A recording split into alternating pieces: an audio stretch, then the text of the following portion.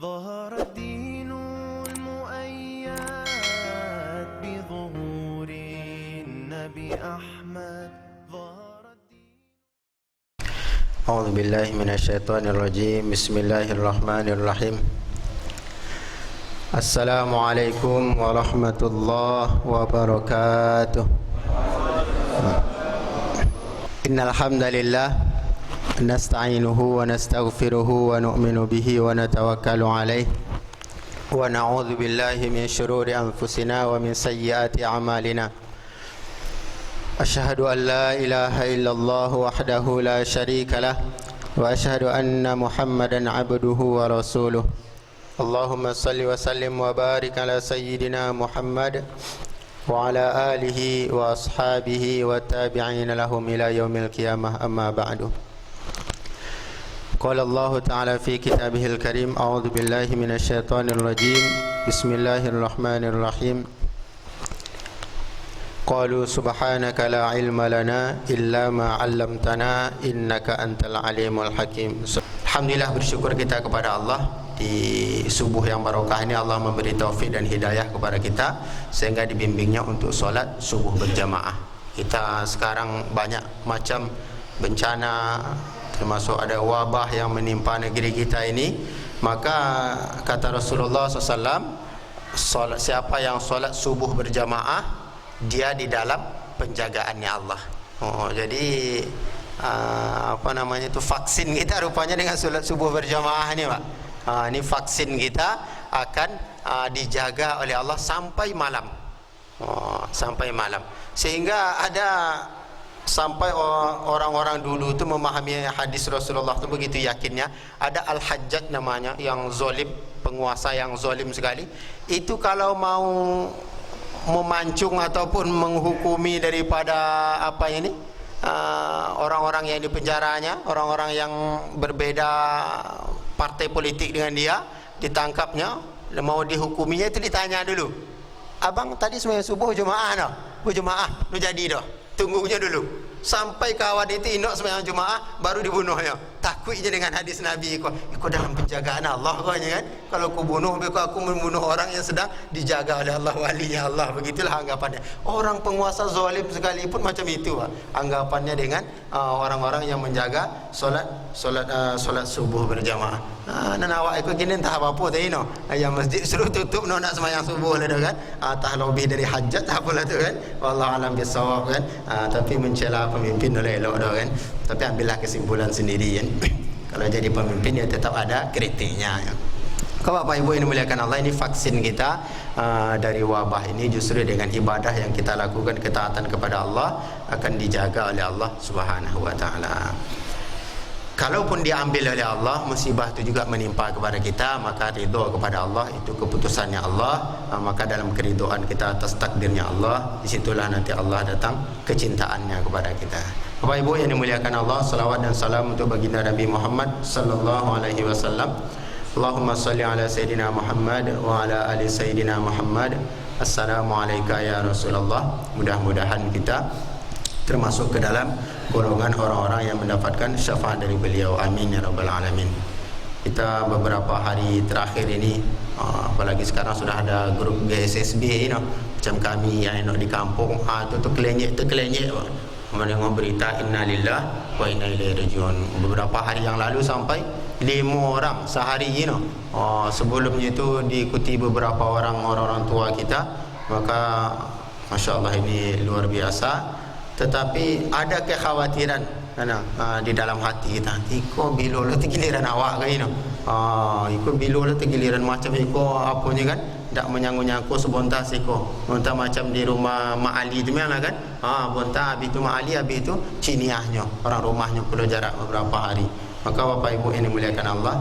Tapi kalau saya dengar lagi apa yang disampaikan makalahnya para ulama, itu jadi optimis kita. Jadi optimisnya bagaimana? Para ulama itu dia punya prinsip ka'annaka tamutu ghadan. Prinsipnya ulama, seakan-akan besok mati. Jadi hidup yang dijalani pada para alim ulama, para wali-wali Allah itu ka'annaka tamutu ghadan. Esok aku mati ni. Jadi tenang. Makanya la khaufun alaihim ala inna awliya Allah la khaufun alaihim wala hum yahzanun. Tak pernah ada kekhawatiran bagi mereka kerana esok kan mati ni. Yang membuat kau comel tu kan awak kan kredit motor 4 tahun lagi kan. Ikut sawit baru nak bertanam. Lama ambil tiap esok orang yang menikah bini aku kau awak menanam orang lain yang menafik Jadi angan kita yang terlalu jauh sehingga itu yang membuat kita khawatir dengan adanya berita kematian. Padahal ka'annaka tamutu ghadan, besok akan mati ni. Maka kalau prinsip ini dipakai Bapak Ibu yang dimuliakan Allah, jadi tenang. Termasuk dalam sikap hidup pun kita berubah. Sikap hidup untuk berubah, esok aku mati ni. Dan ada orang mencela atau memburukkan kita, biarlah saya esok mati aku nyo. Apalah kan dipetong kan ni no. Karena awak akan merasa hidup masih panjang, nama baik masih bagus, diburu-buru orang tak terima. Ataupun dalam urusan rezeki bukan tidak mencari, kita berusaha, tapi berusaha kita dengan teratur, dengan tertib, menggebu-gebu tu kan, bukan tomak yang kita perlihatkan, tetapi dengan ketenangan. Apa yang Allah kasih ya kita terima. Kita berusaha terus sebagai sarana ibadah untuk mencari rezeki, tapi tidak sampai pontang-panting sembahyang tontu ledo apa tontu ledo. Akhirnya padahal hidup tentu tibu ajal tibu tokoji. Maka saya punya prinsip, latih malah diri untuk syukur esok mati ni. Apa yang diagi Allah hari kau dinikmati, apa yang bisa diusahakan usahakan, karena tidak tercela meninggalkan tabungan ataupun aset untuk anak keturunan kita. Maka anak abuhuma solihah. Jadi di dalam surah Al-Kahfi itu ketika Nabi Musa dan Nabi Khidir dalam perjalanan, ada satu kampung bakhil minta ampun, tapi ada rumah tu mau roboh, ditolong oleh Nabi Khidir.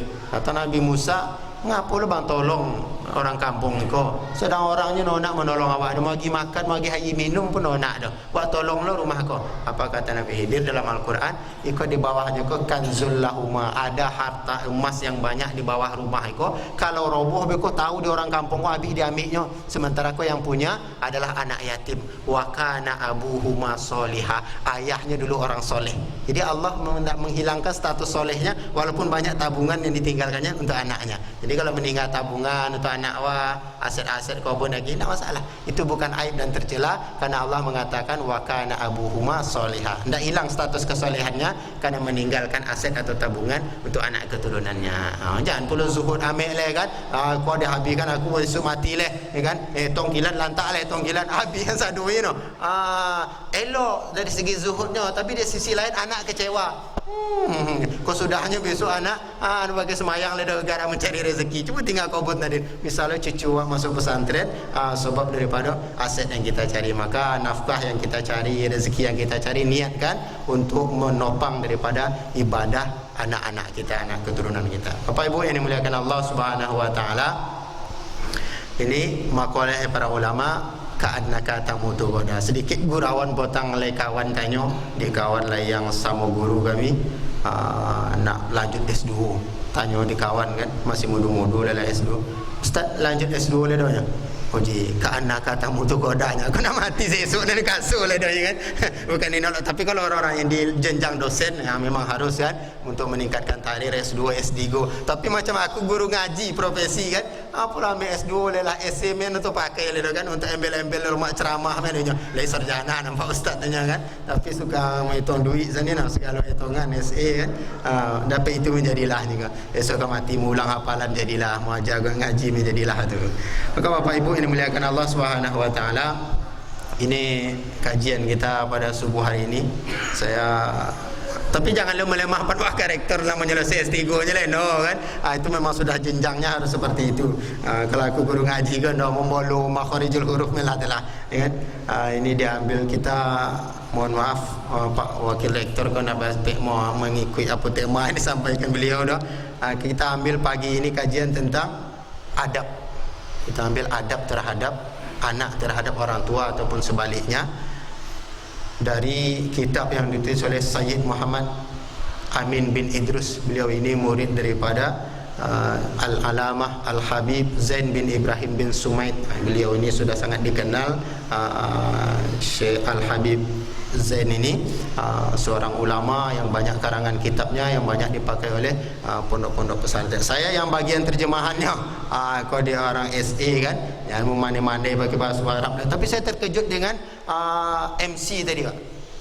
Karena beliau suka mengurus daripada orang-orang yang ke Timur Tengah, anak-anak kita, keluar ilmu lama balik bahasa Arabnya. Alhamdulillah ala nikmatul iman wal Islam, alhamdulillah ala nikmatus sihah wal afiyah, katanya. Alhamdulillah keluar ilmu lama datang balik kan.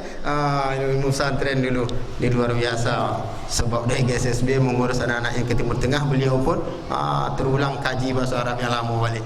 Alhamdulillah. Bapak Ibu yang dimuliakan Allah Subhanahu wa taala, kita tidak terlepas dari menjadi seorang anak.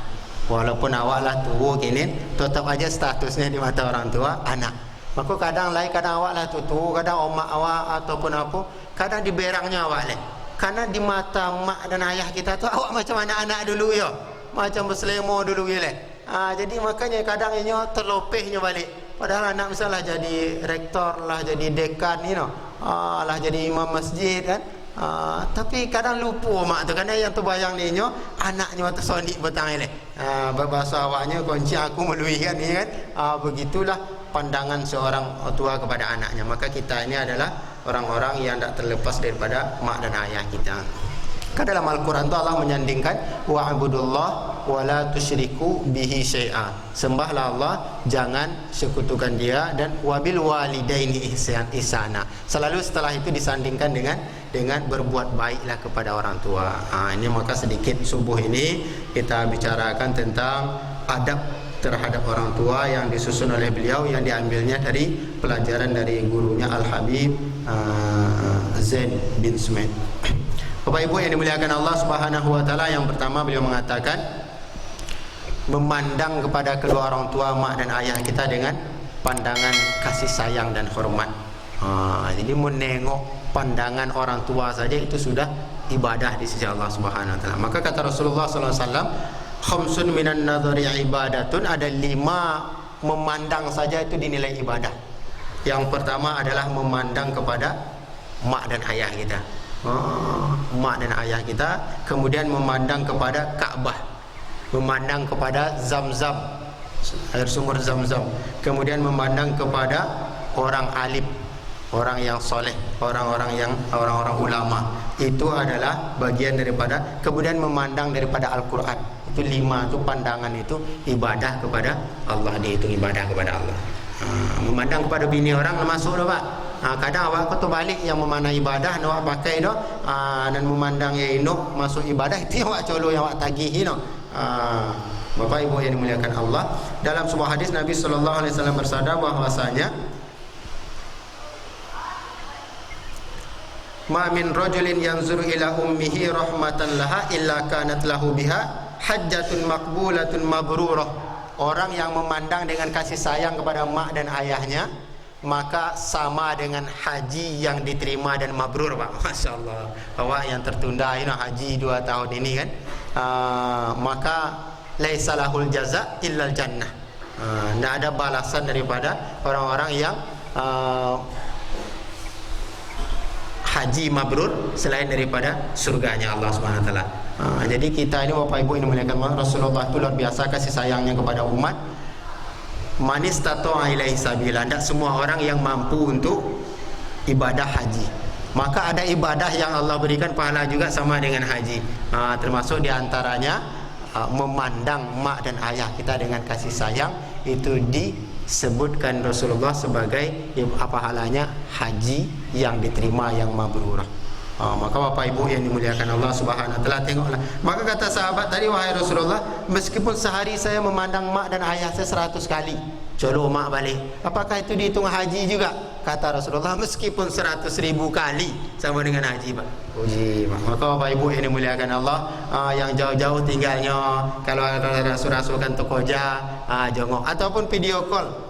Kadang orang pandai, Pak Haji pandai lain kadang kau onis Pak Ayah lu kan sudah dinas kan, nak haji ku ya kan, video call tengok muka ayah lu je kan.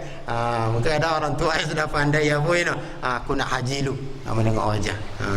Maka Bapak Ibu yang dimuliakan Allah, pandang wajah dan mak kita dengan pandangan rahmat dan kasih sayang, maka itu dinilai oleh Rasulullah haji dan yang makbul, yang mabrur. Bapak Ibu yang dimuliakan Allah, jangan mencolok dengan colok sinis lah.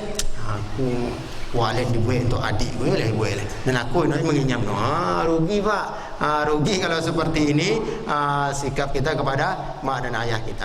Kemudian Bapak Ibu yang dimuliakan Allah, yang kedua beliau menyampaikan mencium dahi kedua kening, mencium dahi kedua orang tua kita. Man qabbala baina ainai ummihi kana lahu sitran minan nar. Siapa saja yang mencium dahi antara dua mata daripada maknya, maka itu adalah sebagai hijab atau penghalang bagi dia dari nerakanya Allah Subhanahu wa taala. Awak kadang ini cuma kadang kita ni ada yang agak kaku, termasuk saya lah. Mungkin dia lah tambah umur lah, menikah kurang apa dengan omak ayah kadang ini. Lain kadang macam orang rumah aku tu biasa apa. Tapi itu pula kalau lah biasa akrab dengan omak tadi tu kadang mau berlopeh-lopeh lo cakap, kadang bercokak lah kan adik-beradik kan. Suara godang pula kan. Tapi habis itu peluk, cium omaknya lo mana. Kadang lagan-lagan nak menyusu balik dengan omaknya tangan. Lain pula eloknya nak awak kadang yang cool-cool kan yang sojuk-sojuk ke kadang elok lah kata-kata jarang kasar dengan omak ayah apa tenang, tapi elok lah kadang cair dah. Kaku paling salam cium tangan itu adanya kan. Maka cium dahi ku kalau nak teramat doa dari surga sitro minan nar, balik beko cium kon yang omak awak, cium kon yang ayah awak. Ya. Maka Bapak Ibu yang dimuliakan Allah Subhanahu wa taala, termasuk kakek juga kata disebutkan di dalam penjelasannya di sini, termasuk ayah, kakek dan nenek itu juga termasuk dalam mencium keningnya, bagian daripada sitram minan nar, dilindungi oleh Allah dari api neraka. Berikutnya Bapak Ibu yang dimuliakan Allah Subhanahu wa taala, yang sikapnya para salafus soleh mencium kedua tangan dan kaki mak dan ayah kita. Ini ada mencium kedua tangan, kaki dan ayah kita. Al-jannatu tahta aqdamil ummahat, surga itu di bawah telapak kaki mak kita. Cium kau surga aku kau. Ini surga saya ni. Maka ada seorang Arab Badui ketika dia menanyakan tentang kerasulannya Rasulullah SAW. Setelah itu dia melihat ada pohon dipanggil Rasulullah, datang, dia tak, ini mukjizatnya Rasulullah, berarti beliau ini betul Nabi. Maka dia mengatakan, ya Rasulullah, bolehkah saya bersujud kepada engkau? Maka kata Rasulullah, tidak boleh. Tak boleh sujud kepada makhluknya Allah Subhanahu wa taala. Hanya sujud hanya untuk Allah Subhanahu wa taala. Tapi boleh nak izinkan saya mencium kaki engkau? Maka Rasulullah mengizinkannya. Maka kita dulu saya pernah dengar juga ada siapa? Haji Fadli, dia mengatakan bahwasanya kalau waktu orang rumahku nak melahirkan, kata dia kalau nak melahirkan besok bang, minta air di kaki omaknya, cuci kaki omaknya dengan air, minum kan kepada orang rumah bang, supaya mudah untuk melahirkannya, mudah proses melahirkan. Kadang awak kadang lain ibu yang kadang agak payah ketika mau melahirkan, bisa jadi kadang awak di dalam pergaulan dengan omak ayah awak bisa membuat ketersinggungan hati mak kita sehingga susah untuk melahirkan. Maka Bapak Ibu yang dimuliakan Allah, itu para salafus soleh mereka senantiasa mencium daripada kaki tangan daripada mak dan ayahnya. Awak kadang ini anak-anak muda mencium kaki cewek nak kan, ibu kaki ayah dan mak nak ada. Allahu Akbar. Bapak Ibu yang dimuliakan Allah Subhanahu wa taala. Kemudian Bapak Ibu yang dimuliakan Allah Subhanahu wa taala, tidak menyinggung perasaannya dengan perkataan ataupun perbuatan. Dalam Al-Quran, wa qadha rabbuka alla ta'budu illa iyyahu wa bil walidaini ihsana imma yablughanna indakal kibara ahaduhuma aw kilahuma fala takul lahumu uff wala tanharhuma wa qul lahumu qawlan karima. Jadi mulut awak kau keluarkanlah kata-kata yang elok dengan omak dan ayah awak. Mana boleh dah. Sampai ada ustaz yang menyampaikan bahwasanya kalau sedang mengaji awak bismillah, sedang mengaji omak mengaji kau amma yatasaalun, datang omak jadi kau mak kena wali garap tak mau dia apa kau suruh pas. Itu adalah bagian daripada ataupun no, tapi Qurannya kau ditutupnya berontang. Kau rasa dongkol dalam hati karena awak sedang lomak ibadah, disuruh pula diomak oleh lah. Itu kan yang kau kan disuruhnya kau. Tahu awak sesonik dulu selalu macam itu kan. Maka ini Bapak Ibu yang dimuliakan Allah, memukul Al-Quran menutup dengan keras itu pun bagian daripada katanya. Uf lahuma. Jadi Bapak Ibu yang dimuliakan Allah, inilah luar biasanya adab yang diajarkan oleh Allah Subhanahu wa taala kepada kita untuk kedua berbakti kepada orang tua. Tapi Bapak Ibu yang dimuliakan Allah, ayat ini saya mendengarkan Gus Baha menyampaikan bahwasanya ayat ini semangatnya adalah kalau orang tua yang sudah tua uzur mesti kita asuh. Jangan sampai gara-gara beko takut aku kalau seumah dengan omak ni bisa doanya. Selalu ku cokak. Padu doa koloku elok lopeh lah omak di rumahnya suangnya. Jangan. Justru lebih baik kita membawa mak kita ke rumah kita, walaupun kadang ada ucapan yang agak koreh yang kita keluarkan kepada orang tua kita. Karena Bapak Ibu yang dimuliakan Allah Subhanahu wa taala, saya merasakan sendiri ditakdirkan Allah barokahnya merawat orang tua, mertua. Istri saya hanya satu-satunya wanita di keluarganya. Maknya sudah meninggal, ayahnya pula yang uzur, yang sakit. Akhirnya ikut kepada kami. Itu tidak bisa dipungkiri, Bang. Tidak bisa dipungkiri, mesti akan terjadi ocehan bagi anak perempuan kepada ayahnya tadi. Mohon maaf Pak ya. Allahul ladzi khalaqakum min dhafin thumma ja'ala min ba'di dhafin quwwatan thumma ja'ala min ba'di quwwatin dhafan wa syaibah. Memang runutnya Allah menciptakan tu dari soni lemah, kemudian menjadi kuat, kemudian menjadi lemah balik. Itu terbukti Pak. Aku menengok itu kadang datuk tadi, mentua tadi cokak remote dengan anak kau. Anak umur sampai tahun 5 tahun TK gini. Karena bercokak remote ada yang kan dicokaknya. Cuba bayangkan. Mungkin ini tak nak nonton apa, anak nak nonton SpongeBob ini apa namanya tu. Gara itu bercokak. Maksudnya tu betul agaknya dengan kami golak. Ya Allah, dalam hati ikutlah ayat Al-Quran rupanya. Kalau sudah sampai kepada tu balik lemah kembali. Kembali lemah kembali. Kadang hal-hal yang terlalu sepele tapi itu jadi penting bagi dia, jadi penting bagi beliau. Maka Bapak Ibu yang dimuliakan Allah, maka tidak bisa kita pungkiri. Apalagi kadang sudah uzur, buang airnya, mohon maaf, ini yang mesti kita selesaikan. Maka Bapak Ibu yang dimuliakan Allah, walaupun saya sampaikan kepada istri, dia kalau nak ngomel-ngomel lah, kalau nak marah-marah, jangan sampai melampaui batas. Tapi tanamkan dalam hati, jangan ada kebencian kepada ayah engkau sehingga nak dia hantar ke rumah abang-abang dia. Kadang awak lain yang untuk ayah di rumah atau mak di rumah sakit, untuknya dia dapat tidur tu. Tengok mak kadang tergoncang atau kat rumah, untuknya. Tapi bila lah mak kau hantar ke rumah abang punya. Atau nak awak telefon adik-beradik awak, dia yang lalai gantian, lotih aku di belakang kan. Lotih aku lah mai mak aku gantian pula awak. Dia banyak kebun dia lagi ke dia. No merawat nak dia dah. Kadang maka saya sampaikan kepada istri saya, enggak. Kamu harus punya niat dalam hati sampai mati orang tua ni, kita yang merawat dia, walaupun mesti ada ocehan dan omelan. Karena dia setelah ayat wa qadha rabbuka, Allah mengajarkan adab itu, Allah menyebutkan rabbukum a'lamu bima fi nufusikum. Allah tahu dengan engkau. Rabbukum a'lamu bima fi nufusikum in takunu salihina fa innahu kana lil awwabina ghafura. Artinya istighfar kepada Allah, minta ampun kepada Allah, kadang mengomel kepada orang tua yang berada di rumah kita, ada cakap awak. Maka Bapak Ibu yang dimuliakan Allah, lai ayah awak atau mak awak sakit di rumah awak, lai anaknya yang jauh dari rumah itu, nampaknya sekilas anak yang di rumah yang bersama tadi itu yang paling banyak kesalahannya dengan ayahnya, dengan omaknya. Karena tiap hari kadang bercabi, kadang bercakap, kadang tok lobih suaranya tok godang. Yang jauh nak, pukobah mak, sehat mak, pukobah ya, sehat ya, tadinya. Tapi ketika ayahnya ini, maknya ini buang air sembarangan, pakaiannya, yang mencuci kan siapa? Yang ngomel di rumah tadi. Ketika maknya sakit mau dibawa ke rumah sakit, siapa yang paling dulu? Anak yang berada di rumahnya. Dan yang jauh, sehat, rumah sakit ayah, yalah aku ada sompek dia bontalai semua jangan dari jauh. Maka kata beliau Gus Baha, beliau mengatakan bahwasanya kalau ditimbang, walaupun nampaknya sedikit kedurhakaan anak yang dari jauh tadi kepada mak dan ayahnya yang sudah tua, tetap nilai kebaktiannya di sisi Allah lebih tinggi anak yang berada orang tua yang berada di rumah dia yang dia merawat tadi.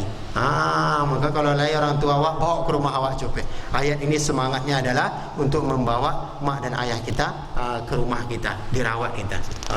Maka bapak ibu yang dimuliakan Allah, jangan perlu lari dari rumah lah.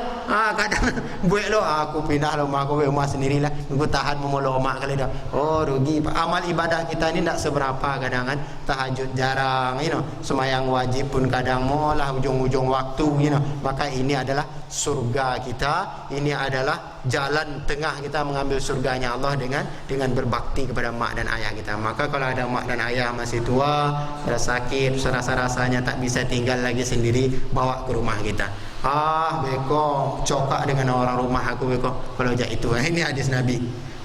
Yang berikutnya bahwasanya adab kepada orang tua tidak mengutamakan istri daripada orang tuanya. Ini langsung disinggung oleh Rasulullah SAW. Ya ma'syaral muhajirin wal ansar man faddala zawjatuhu ala ummihi. Kata Rasulullah, wahai kaum muhajirin dan ansar, siapa yang melebihkan maknya daripada melebihkan istrinya daripada maknya, maka dia akan mendapat laknat Allah dan para malaikatnya dan seluruh manusia. Amalan fardu dan sunnahnya tidak diterima kecuali dia bertaubat kepada Allah dan minta ampun kepada maknya. Jadi ibu-ibu ataupun siapa melah dan awak laki-laki betul ya kadang kan, mak mertua kita tu jangan beda-bedakan. Ayah mak mertua kita, walaupun perempuan kadang sensitif nak bisa bersama dengan menantu perempuan, tapi didik istri kita. Kalau mak dan ayah kita sakit ataupun mak dan ayah dia bawa ke rumah kita, jangan kita pilih kasih dan jangan kita biarkan dia terbengkalai mak ayah kita. Ini barokah pada kita. Kalau kita beko bercokak aku lebih ini dengan biniku, biarlah lantaklah mak situ, opel lainnya suang situ, rugi besar. Rugi besar. Biarlah bercokak dengan bini. Yang penting mak kita masuk ke rumah kita. Ini Bapak Ibu yang dimuliakan Allah Subhanahu wa taala. Berikutnya Bapak Ibu yang dimuliakan Allah,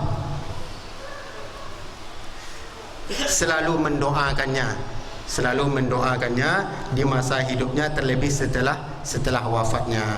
Kau Bapak Ibu yang dimuliakan Allah, kata Imam Ibnu Uyainah radhiyallahu anhu, beliau mengatakan anak bisa dikatakan berbakti kepada orang tuanya minimal 5 kali sehari mendoakan mak dan ayahnya. Kau habis semayang fardu tu jangan tinggalkan.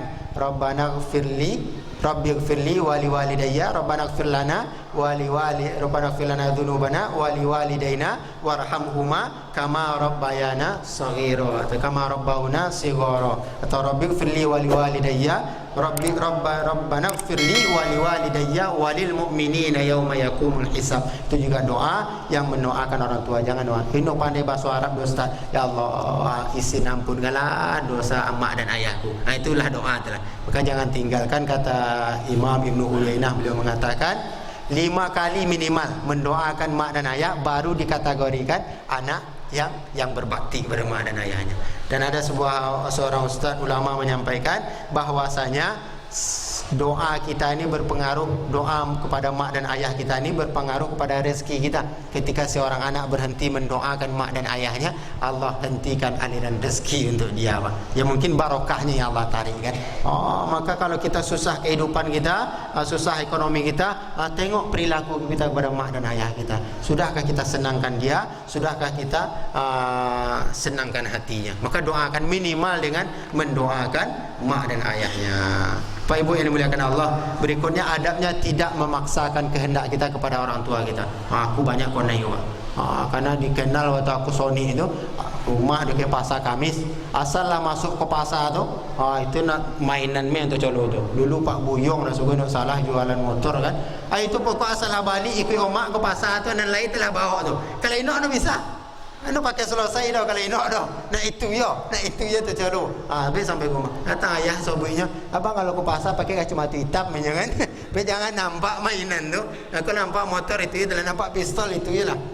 Bungu mainan di rumah tadi. Lah mulai dewasa lah itu minta ni. Lah sekolah beko lah kuliah nak hona.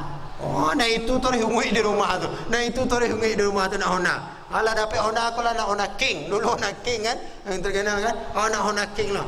Allah beriku harus banyak minta maaf kepada mak dan ayah. Tidak boleh memaksakan kehendak kita kepada mak dan ayah kita. Ayah tu Pak Ibu yang dimuliakan Allah, walaupun nampaknya dingin, orangnya tenang, Itu kalau awak lain mau nyoboi anaknya, ya belikanlah aku HP ya, kawanlah pakai HP. Itu kalau ayah yang nak punya duit untuk beli HP untuk anaknya Pak, itu walaupun nampaknya untuk boleh layah duit lah ya kan, itu walaupun jawabannya datar macam itu, bekoh malam hari itu menangis Pak, ya Allah, menitik air matanya. Aku dapat membeli HP, membeli Honda untuk anakku. Ibu hatinya. Kadang bekoh sedang menobeh di ladang, di situnya menangis. Aku dapat membeli anakku. Ibu hati dengan anakku. Anakku lah nak sama dengan kawannya. Kini terasing inya. Yang lain punya Honda, inya punya Honda. Walaupun tak mampu inya, tapi inya menangis, menetiskan air mata. Maka Bapak Ibu yang dimuliakan Allah, anak-anak sekalian, kadang ayah kita ini bekerja di kantor ataupun dimanapun mencari nafkah, harga diri pun dia biarlah makan hati di tompek kojonya, asalkan anak dan isterinya makan nasi. Begitulah perjuangan ayah dan mak. Kalau ayah mau beli Honda baru, siapa yang akan pakai? Anak bujang ya Pak. Dan ayah mana? Sepeda tua tu telah dipakainya. Nak beli Honda aku punya ayah, kok anak yang pakai? Anak jantannya. Anak ninya sepeda tua tu telah balik. Beli motor baru beko. Siapa yang pakai motor baru? Anak juga. Dan ayah pakai apa? Honda Supra pit lama tu dah lah ini pakainya. Gedak-gedik gedak-gadik ke mana boleh kan. Bosu di tengah jalan mereka. Ayolah nak monong nak hujan kan. Anak pakai motor baru kan. Itu kan. Tiba ayah lewat pakai Honda Supra pit tergegek-gegek betul kan. Lai ayah tu kau celaku wajah kau ini kan. Awak pakai Honda bu, ini pakai motor baru. Tak ada ayah yang macam itu. Apa ini? Sodang hati gua anak aku lah pakai motor elok ini. Todohnya nak kena hujannya dah. Dalam keadaan seperti itu anak yang dipikirkannya, bukan dirinya Pak. Itu bapak walaupun nampaknya cool, sejuk, tak banyak apa, tapi luar biasa Pak. Bagaimana perjuangan ayah untuk mak dan untuk anak dan istrinya. Maka Bapak Ibu yang dimuliakan Allah, lagi masih ada mak dan ayah kita, inilah ladang surga kita, bagaimana berbakti kepada mereka. Maka jangan memaksakan kehendak. Kalau rasanya nak tolong ayahnya jangan dipaksa ni no. Apalagi kadanglah ayah mak masih hidup dia minta warisan. Aku kata buya ayah aku aja tu kan. Sama nak mendoakan ayahnya mati. Warisan itu kalau sudah mak dan ayah meninggal baru ada pembagian warisan. Kalau ayah masih hidup katanya, mana warisan tu aku ya?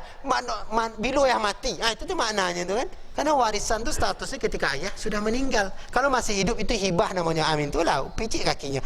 Banyak ampau kapling ayah itu lempar ke anak semua. Tu boleh. Mau minta kan, minta hibah. Jangan tanya warisan. Mana bagian aku warisan aku ya? Ini sama kurang ajarnya meminta bila ayah mati. Sama jangan itu kata-katanya. Kau Bapak Ibu ini muliakan Allah. Ini diantara adab kepada mak dan ayah kita. Bahkan sampai Rasulullah mengatakan kalau dalam ibadah sunat kita sedang solat sunnah pun dipanggil oleh omak akhirnya, omak awak pontiang rasanya. Kalau omak awak kadang kau lain agak merepet, kadang lain agak cerewet kan. Kalau indok awak jawab do beangnya, indok awak jawab do beangnya mereka. Maka kalau seperti itu batalkanlah solat sunnah tadi. Begitu, kecuali solat fardu nak boleh. Tapi kalau sunnah batalkan solat sunnahnya. Sambut panggilan omak, labbaik mak, ya mak. Dia jawab nama. Bapak Ibu yang dimuliakan Allah, berikutnya selalulah minta maaf kepada mak dan ayah kita. Nak dapat disobut ini. Dan awak ko salah ada yang banyak bagi anak kanya. Salah yang banyak, jangan ceritakan bakti kita kepada mak dan ayah kita, enggak. Yang ada tu salah yang banyak kita kepada mak dan ayah kita. Maka selalu minta maaf, minta keridhaan daripada mak dan ayah kita. Maka disebutkan oleh Al-Habib Zain, beliau mengatakan ada seorang Al-Habib Ali beliau mengatakan bahwasanya setiap hari dia mencium tangan omaknya, mencium kaki omaknya, habis itu doa, ya mak doakan aku mak doakan aku mak. Maka doa daripada mak dan ayah kita ini makbul di sisi Allah. Sehingga diceritakan ada umatnya Nabi Musa AS. Nabi Musa bertanya, ya Allah, siapa nanti kawan saya di surga? Siapa yang kawan saya di surga? Maka kata Allah, tu si fulan yang tinggal di kampung sebelah. Itulah bahasanya kan. Maka sampai ditengok situ biasa, pemuda ni biasa, amalannya biasa. Maka ditanya oleh Nabiullah Musa alaihissalam, apalah amalan abang kau bisa pula sama besok di surga, abang jadi kawan aku, mengawan aku besok di surga, khidmat aku besok di surga ni. Maka kata pemuda tadi, amalan saya yang tak ada yang spesial, cuma mak saya setiap malam itu mendoakan saya, ya Allah, jadikanlah anak saya ini sebagai temannya Nabi Musa nanti di surga. Karena sebab doa daripada mak kita. Maka jangan jauh-jauh jadi cari-cari wali Allah. Ada di rumah kita, mak dan ayah kita. Doakan. Sompik rezeki, minta doakan sama mak dan ayah kita. Masalah rumah tangga kita, minta doakan mak dan ayah kita. Apapun masalah kita, minta doa kepada mak dan ayah kita. Justru di situ doa antara mak dengan anak ni tidak ada hijabnya bagi Allah Subhanahu wa taala. Kemudian Bapak Ibu yang dimuliakan Allah Subhanahu wa taala, bagi anak yang sudah mak dan ayahnya meninggal, maka ada hadis menyebutkan bahwasanya walaupun anak itu dulu agak durhaka, kurang berbakti kepada mak dan ayahnya, tetapi kalau dia senantiasa mendoakan mak dan ayahnya ketika sudah meninggal dunia, maka dia akan digolongkan menjadi anak yang berbakti kepada mak dan ayahnya. Jadi kalau awak lah meninggal, mak ayah awak, doakan tori, jangan tinggalkan doa-doa kita kepada mak dan ayah kita. Ini ada doa yang diajarkan oleh Rasulullah, doa orang tua kepada anaknya. Ini doa Bapak Ibu yang dimuliakan Allah. Allahumma bihaqqi Sayyidina Muhammadin wa bihaqqi qawlihi ridallah fi ridal walidain. Allahumma radha'an waladi, sebutkan nama anaknya. Fa inni anhu radin ya arhamar rahimin ya arhamar rahimin ya arhamar rahimin. Ya Allah, dengan haknya Rasulullah, dengan haknya ucapan Rasulullah, ridho orang tua, ridho Allah itu bergantung kepada ridho orang tua. Maknanya, maka ridhoilah anakku ini karena aku ridho dengan dia. Jadi ridhonya orang tua kita, maka Allah pun menjadi ridho pada kita. Jadi Bapak Ibu yang dimuliakan Allah, walaupun kadang nakal anak awak, jangan doakan yang buruk-buruk. Karena selalu awak donga kan, Imam Masjidil Haram katanya dulu nakal, tapi di omaknya mendoakan jadilah bang Imam Masjidil Haram. Pernah nongak cerita itu kan, akhirnya beliau menjadi Imam Masjidil Haram. Jadi Bapak Ibu, so sakit hati wak dengan anak pun jangan sampai kata-kata kasar atau laknat yang keluar dari mulut kita. Kalau laknat yang keluar itu akan makbul. Ada seorang ulama dulu, seorang orang yang soleh dulu di zaman orang-orang Bani Israel, itu soleh, tapi di tahap waktu itu dipanggil omaknya, sedang semayang, itu terjawabnya dah. Akhirnya omaknya mungkin tipe temperamen, maka disebutnya, bang Napa mati sebelum kau goda di perempuan. Akhirnya iya pak, kejadian. Padahal orang soleh tergodanya oleh seorang wanita sebelum kematiannya, tapi tetap dia setelah itu taubat, minta ampun kepada Allah. Dia difitnah, bukan tergoda karena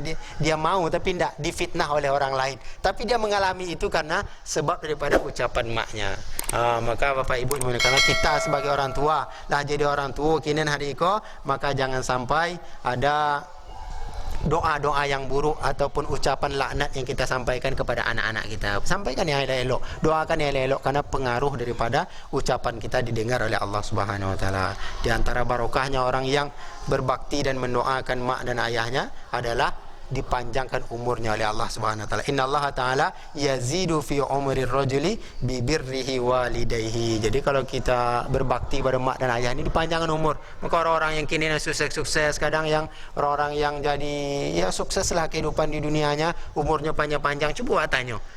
Kadang lain sebab daripada barokah khidmat dia berbaktinya kepada mak dan ayahnya. Kalau Bapak Ibu yang dimuliakan Allah, kemudian kalau sudah orang tua kita meninggal dunia, menziarahi makam kedua orang tua kita. Ini yang biasa kita laksanakan ada setiap hari Jumat. Lain awak terbiasa kalau mak ayah meninggal apa ikut kubur. Kalau potang awak nonga takut ya mana itu dalilnya. Kalau sebut orang-orang zaman kini kalau bid'ah kan, rupanya di sini ada disebutkan, rupanya dia ulun tu baca awak. Jadi kalau bertanya kepada ulama-ulama, kepada ustaz apa?